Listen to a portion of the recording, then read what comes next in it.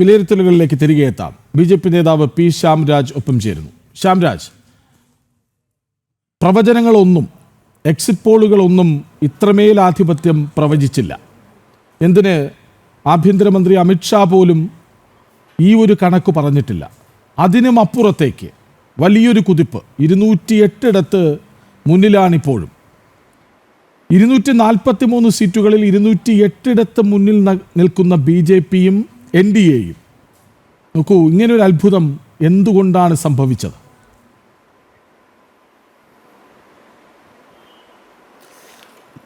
നോക്കൂ, ഇത് അത്ഭുതമല്ല.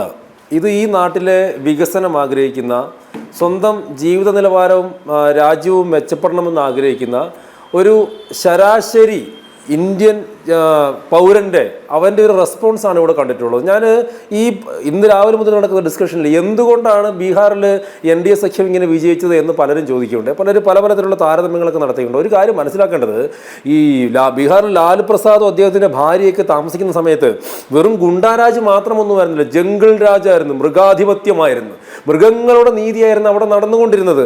7 മണിക്ക് ശേഷം സ്ത്രീകൾക്ക് പുറത്തിറങ്ങാൻ വേണ്ടിയിട്ട് പാടില്ല. IAS ഓഫീസർ, ഒരു IAS ഓഫീസർ പോയിന്റ് ബ്ലാങ്കിൽ ഗുണ്ടയുടെ വെടിയേറ്റ് കൊല്ലപ്പെട്ടിട്ടുള്ള ഒരു സംസ്ഥാനമാണ് ബീഹാർ എന്ന് പറയുന്നത്.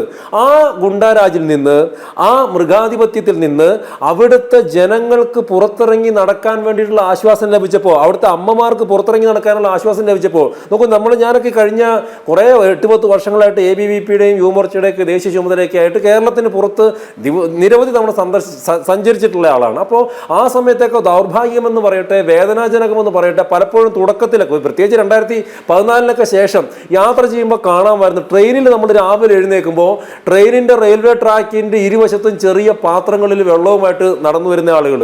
വളരെ ദയനീയമായിട്ടുള്ള കാഴ്ചയായിരുന്നു. അതിൽ നിന്ന് നമ്മുടെ രാജ്യം മാറി. നമ്മുടെ രാജ്യത്ത് തന്നെ സ്വച്ഛ് ഭാരതിൻ്റെ കീഴിൽ 11.5 കോടിയോളം വരുന്ന ശൗചാലയങ്ങൾ നിർമ്മിച്ചു കൊടുത്തു. അതിൽ 1.5 കോടി ശൗചാലയങ്ങൾ ബീഹാറിൽ മാത്രമായിരുന്നു. നമ്മുടെ പ്രത്യേകിച്ച് ഉത്തരേന്ത്യൻ ഗ്രാമങ്ങളിലെ അമ്മമാര്, അവർ നമ്മളൊക്കെ ഉത്തരേന്ത്യൻ ഗ്രാമങ്ങളിലെ സ്ത്രീകളുടെയൊക്കെ നമ്മൾ ഗൂഗിൾ ചെയ്ത് നോക്കിയ ചിത്രങ്ങളാണ്.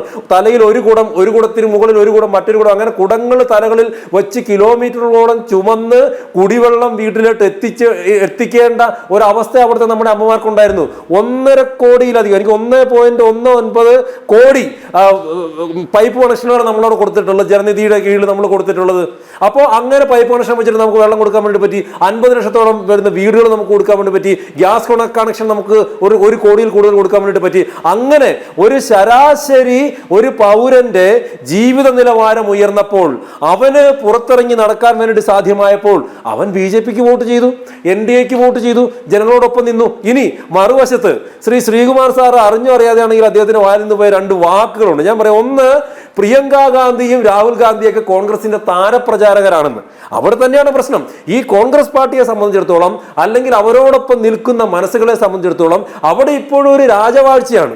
നെഹ്റു കുടുംബം, ഈ ഗാന്ധിജിയുടെ പേര് കട്ടെടുത്തിട്ടുള്ള നെഹ്റു കുടുംബം, ആ കുടുംബത്തിന് ഒരു പ്രത്യേക പ്രിവിലേജ്, അവർ താരങ്ങള്, അവർ രാജാക്കന്മാര്, അവർ തീരുമാനിക്കും, ബാക്കിയുള്ള ആളുകൾ എന്താണെന്ന് ചെയ്യും. നോക്കൂ, ശ്രീ മൻമോഹൻ സിംഗ് പോലും പ്രധാനമന്ത്രി ആയിരുന്നപ്പോഴത്തേക്ക് അദ്ദേഹത്തെ ഒരു വശത്തിരുത്തി ഈ രാജ്യം ഭരിച്ചിരുന്നത്, അല്ലെങ്കിൽ ഇവിടുത്തെ പ്രധാനപ്പെട്ട കാര്യങ്ങൾ തീരുമാനിച്ചിരുന്നത് ശ്രീമതി സോണിയാഗാന്ധി ആയിരുന്നു. അപ്പൊ ഇതെല്ലാം ആ കുടുംബത്തിന്റെ പ്രിവിലേജ് ആണെന്ന് അവർ ധരിച്ചു വച്ചിരിക്കുകയാണ്.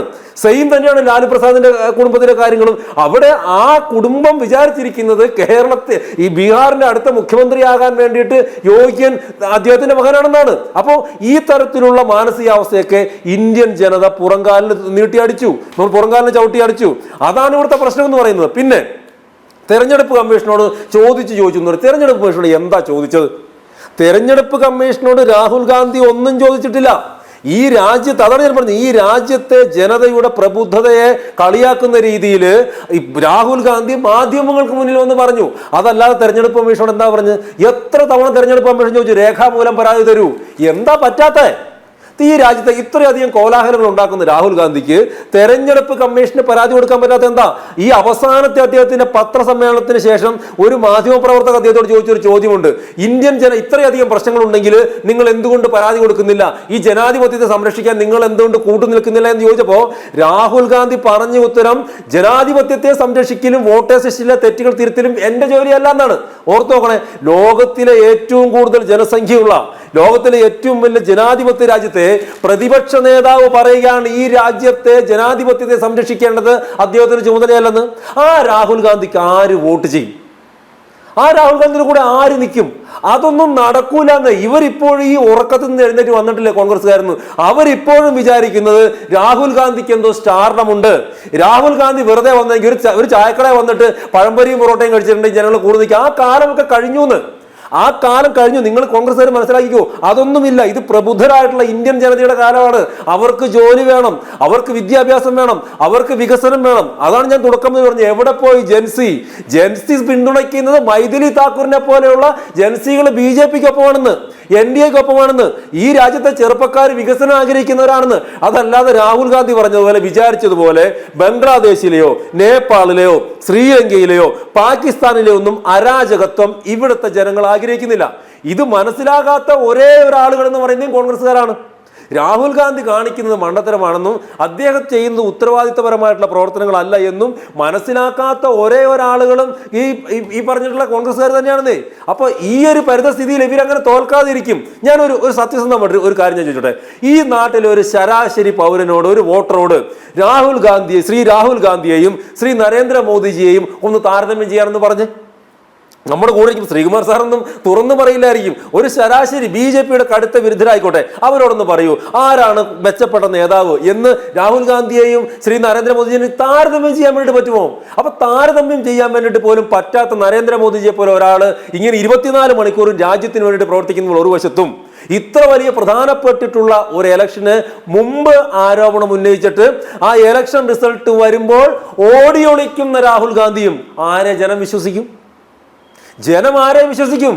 ജനം നരേന്ദ്രമോദിജിയെ വിശ്വസിക്കൂ. ജനം ജനങ്ങളോടൊപ്പം നിൽക്കുന്നവരെ വിശ്വസിക്കൂ. ഇവർ മനസ്സിലാക്കേണ്ട ഒരു കാര്യം, ഈ രാജ്യത്തിന്റെ രാഷ്ട്രീയ കാഴ്ചപ്പാടുകൾ മാറി, ഈ രാജ്യത്തിന്റെ മൊത്തമായിട്ടുള്ള വികസന കാഴ്ചപ്പാടുകൾ മാറി. അതിനനുസരിച്ചിട്ട് ഞങ്ങൾ പോകുമ്പോൾ ഏതോ കോണിലിരുന്നിട്ട് AC വാഹനത്തിൽ വന്നിട്ട് 2 ആരോപണങ്ങൾ ഉന്നയിച്ചിട്ട് നിങ്ങളെ ഞങ്ങൾ രക്ഷിക്കാൻ വന്നിരിക്കുന്ന പ്രവാചനാണ് ഞങ്ങളെന്ന് പറഞ്ഞാൽ ഈ രാജ്യത്തെ ജനതയ്ക്ക് അത് വിശ്വസിക്കാൻ സൗകര്യമില്ലെന്നേ. ഇനി വോട്ട് ചോരിയുടെ കാര്യം ഞാൻ പറഞ്ഞുതരാം. 2014 303 സീറ്റ് നേടിയിട്ട് NDA സർക്കാർ അധികാരത്തിൽ വന്നു. മോദിജിയുടെ നേതൃത്വത്തിലുള്ള NDA സർക്കാർ അധികാരത്തിൽ വന്നു. അന്ന് എന്ത് വോട്ട് ചോരിയായിരുന്നു ഇവർ ആരോപിച്ചിരുന്നത്? അന്ന് നമ്മൾ നേടിയിരുന്ന മഹാവിജയമല്ലേ. ഈ രാജ്യത്തെ ഓരോ സംസ്ഥാനത്തും കൃത്യമായിട്ടുള്ള ഇലക്ഷൻ സ്ട്രാറ്റജിയോട് കൂടി ആ രാജ്യത്തെ ജനാധിപത്യ രീതിയിൽ ആ സംസ്ഥാനങ്ങളിൽ അധികാരത്തിൽ ഏറുകയാണ് ചെയ്തത്. ഈ തുടക്കത്തിൽ എന്തായാലും ഈ പറഞ്ഞ ചോരിയൊന്നും നടത്താൻ വേണ്ടി പറ്റില്ലോ. ഇനി ചോരി നടത്തിയത് ആരാ? അതോടെ പറഞ്ഞ് ഞാൻ നിർത്താം. ഈ രാജ്യത്ത് ചോരി നടത്തിയതിന്റെ 3 ഉദാഹരണങ്ങളാണ് ഉള്ളത്. ഒന്ന്, 1946-47 കാലഘട്ടത്തില് അന്നത്തെ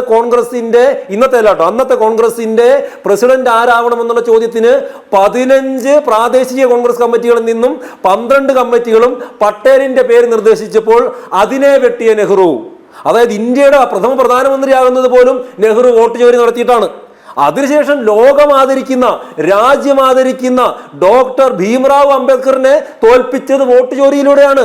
അദ്ദേഹത്തിന്റെ വോട്ട് പോലും ഇവര് വെട്ടിക്കളഞ്ഞു, അദ്ദേഹത്തിന്റെ വോട്ട് പോലും ഇവരില്ലാതാക്കി കളഞ്ഞു. അങ്ങനെ അദ്ദേഹത്തെ തോൽപ്പിച്ചു.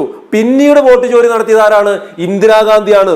ഈ രാജ്യത്തിന്റെ മുഴുവൻ ഭരണ സംവിധാനങ്ങളും ഉപയോഗിച്ച്, സർക്കാർ സംവിധാനങ്ങൾ ഉപയോഗിച്ച് സർക്കാർ ഓഫീസുകൾ പോലും പാർട്ടി ഓഫീസുകളാക്കി മാറ്റി വോട്ട് ചോരി നടത്തി തെരഞ്ഞെടുപ്പ് കമ്മീഷനെ അട്ടിമറിച്ചത് കോൺഗ്രസ് ആണ്. എന്നിട്ട് മറുവശത്തിരുന്നിട്ട് ജനാധിപത്യത്തിന്റെ രീതിയിൽ വിജയിക്കുന്ന BJP അങ്ങനെ വിശ്വസിക്കും? വോട്ട് ചോരി എന്ന് പറഞ്ഞു നടന്നിട്ട് ഇപ്പോൾ തേജസ്വി യാദവിന് ഉണ്ടായിരുന്ന വോട്ടുകൾ പോലും മോഷ്ടിക്കപ്പെട്ടു രാഹുൽ ഗാന്ധിയിലൂടെ എന്നുകൂടി നമ്മൾ പറഞ്ഞു വെക്കണ്ടേ?